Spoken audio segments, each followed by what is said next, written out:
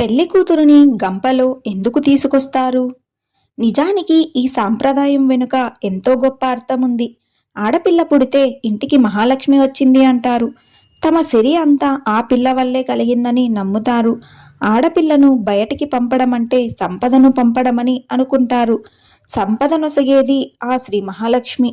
ఆవిడ తామర పువ్వులో ఉంటుంది. అదే పై సాంప్రదాయానికి మూలం. ఇక్కడ గంప అంటే తామర పువ్వు అన్నమాట.